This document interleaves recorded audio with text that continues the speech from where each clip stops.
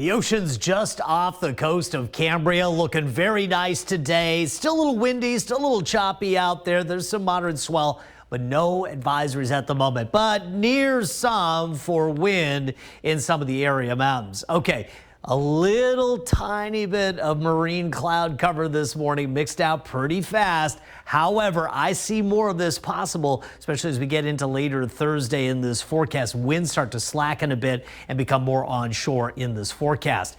Temperatures kind of all over the place right now. It's 82 in Santa Ynez, 81 in Paso Robles, mid-70s in the deep interior, mid-60s on the south coast, beaches in the 60s, and coastal valleys like Slow and Lompoc in the low 70s. Temperatures are running warmer than yesterday, especially in the Santa Ynez Valley at 11 degrees warmer.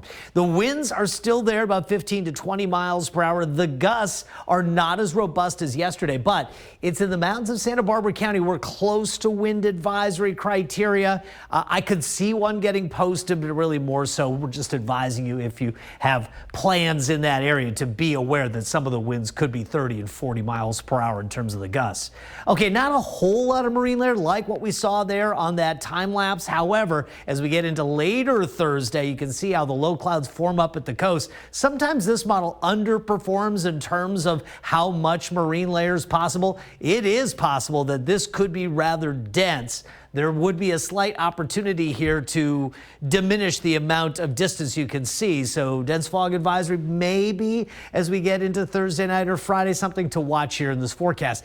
As a ridge of high pressure is trying to nose into the area, it'll be short-lived because we still expect a weekend system. Now, I'm really pulling back big time on the rain. In fact, I don't think everybody even sees rain based on the latest outlooks. However, this is a deep trough. It has a lot of cold air here, and by Sunday, some of the daytime highs could be just in the lower 60s, and it will be windy over the weekend.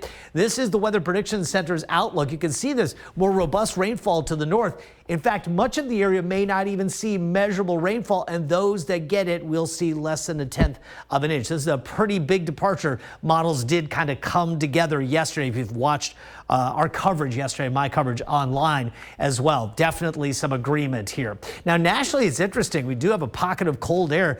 There's some snow going on in Montana. Big storms are breaking out in central Texas, also around the Houston area right now, and just off to the west of St. Louis. Things we're watching here in the national coverage at the moment.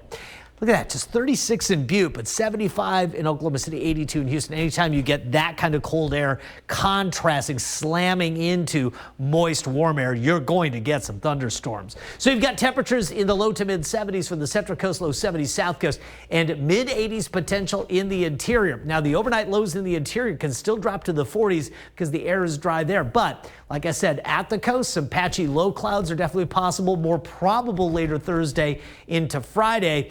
And again, big weekend changes. Sunday will be dramatically cooler. After the weekend, we do start to warm, but sluggish on the front side Monday and Tuesday. Details online.